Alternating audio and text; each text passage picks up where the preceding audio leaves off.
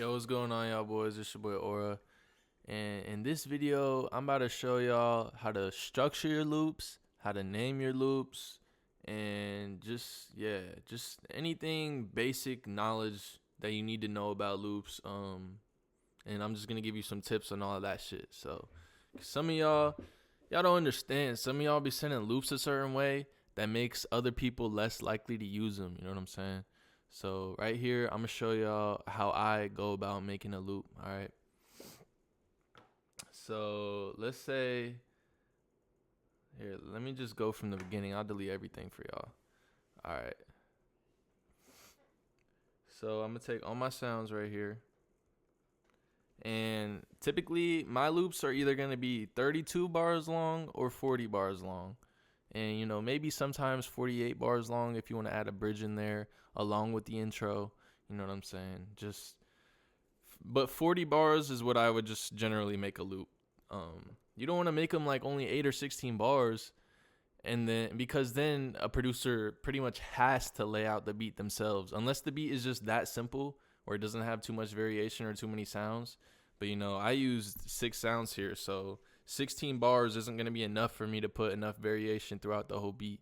So I make it easier for other producers. I basically make them into sections, all right? So every 8 bars, I'm going to be changing something up. So let me just show y'all how I go about doing this. So we're going to duplicate this over for 40 bars. That's how long I'm going to want the loop to be, all right? All right, first sound is going to, let's just hear. All right, chords, second sound, and third sound. So I think I'm going to start out with all 3 of these because it's all just the chords, just on different sounds.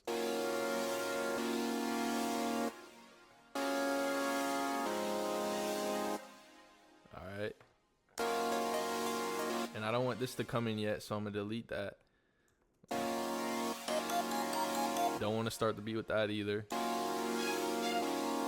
Don't want to start it out with that either. I could just be so simple and just have the chords only, but I remember how I made this loop. So what I did was I put this one right here, so it comes in before the drums come in at 8.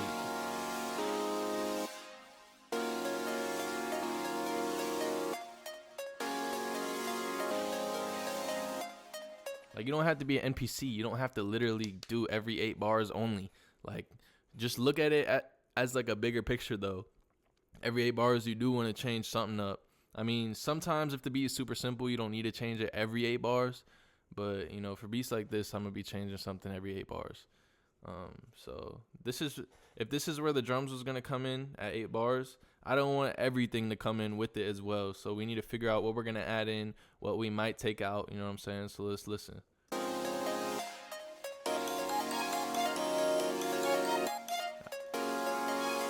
Honestly, I think I'll leave it like this. So I'm looking at the 8 bars as like, this is the first one, this is the second one. But I also just added this in there because I felt like it, you know what I'm saying? So now with this, we're going to see what we're going to add for the next 8 bars or take out.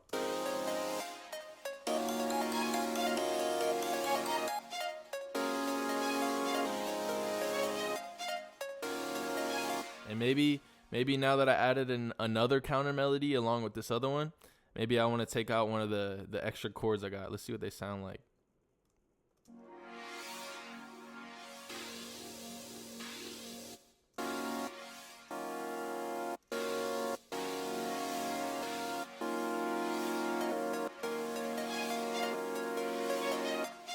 See, I kind of made some more space by taking this one out and adding that sound in, all right?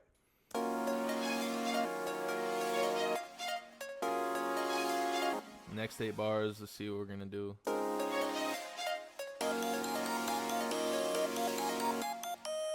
I was playing this melody for a while, so it's been playing for, 16, 20 bars. So now I'm going to take that sound out and either add in a new sound or just, only take that sound out. We'll see. I think I want to add this sound in.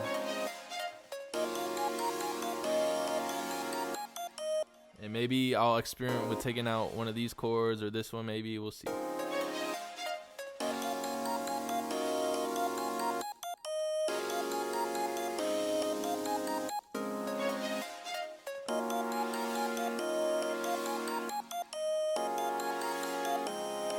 I kind of still want all the sounds in there. And then I'll probably take out something again from here.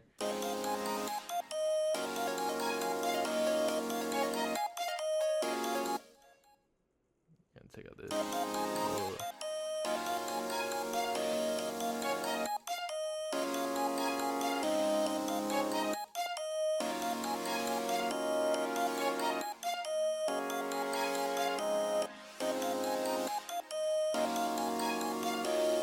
Alright, so now I have my 40 bar loop. You see everything is a section in here. So whenever the loop is exported out to MP3, you can literally, I'll show y'all later in the video, but you can literally chop up every 8 bars and rearrange it how you want. If you didn't want to go about, you know, using all the stems. And now this is the next most important part, bro. As a fucking producer, put your stems at the end of the loop, bro. I can't tell you how many times I haven't used the loop just because all you did was put 16 bars for me to use and didn't put stems at the end of it, bro. I'm gonna just be real. Put stems at the end of all your shit. It takes 2 fucking seconds to do it, all right? So how you do that, you just take every sound like this, shift, move it over. And how I do it, after my loop, I'll skip 8 bars, put the first sound, skip 4 bars, put the next sound, and yeah, just do that for all the sounds. So now, whenever it's exported out to MP3, you know, people can hear these sounds by themselves, so they can take out any of the counter melodies they don't like. I'll show y'all later too, but they can mix it how they like as well. There's just only benefits to putting stems in it. So if you're not doing that, you're missing out. That's all I'm gonna say. So,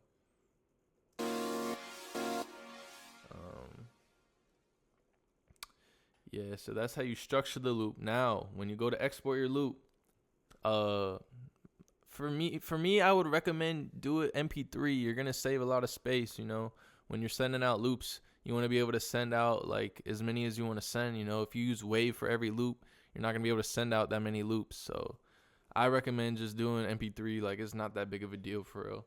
So we're gonna export this out as a loop, MP3, and I'm gonna just show y'all my kind of setup. So whenever I export a loop, I'll go to my loops. I'll go to whatever month it is. Right now it's April. And then you see how I have these structured, right? Like, so the name comes first. Let's just name this beat fucking loop tutorial, bro. Fuck it. Loop tutorial.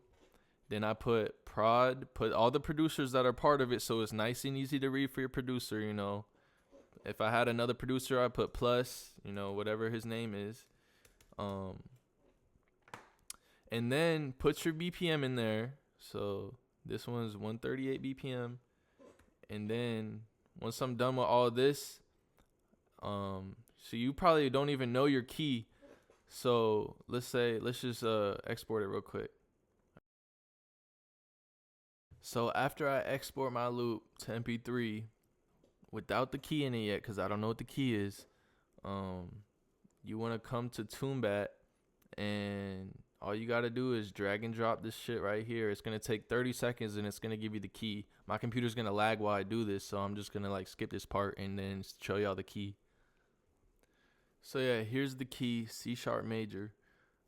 You know, these websites sometimes are wrong, but I'd say these websites are probably going to be right more than you are when you're just trying to, you know, use whatever root note you used for the melody to be the key, you know what I'm saying?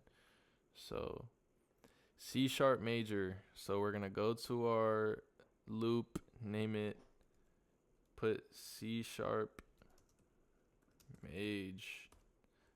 So now your producer has the name of the loop, looks real easy, you know, whatever the name is. Prod, whoever is prod by. Here, let me just drag it in FL Studio so you can see it in here. When they drag in your loop, it's going to look like this, all right? This is how you want it to look. So you got your 40 bars of how you would have rearranged the beat, you know what I'm saying, or arranged the melody. Then you got all the stems right here. If you're new as a producer, this is how you would use the stems. You know, you cut them up right here. This is super easy right here. You know what I'm saying? Super easy, and it's going to make people use your beats way more, trust me. and then you drag them all over.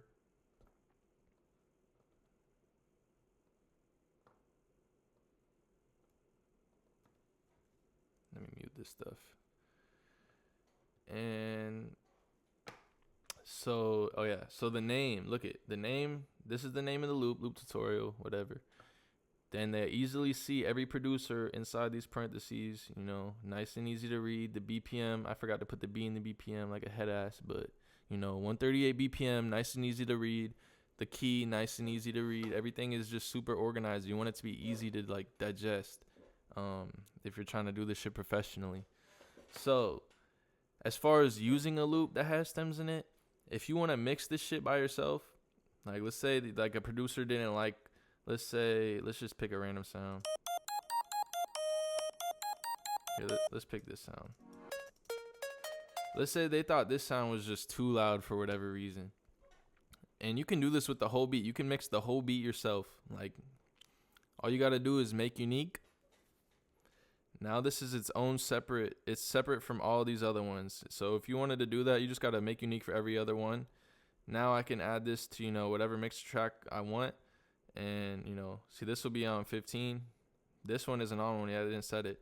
But if I set it to 14, this one is unique. It'll stay at 15. So now you got the whole beat besides that one sound.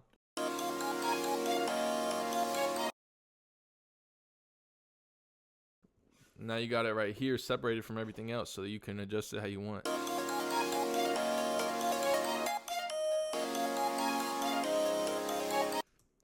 And this is why stems is so good, because now I can mix your loop how I want to mix it if you're not the best mixer, you know what I'm saying? And also, if you're not the best at laying out loops, I can lay out the loop how I want to lay it out, you know?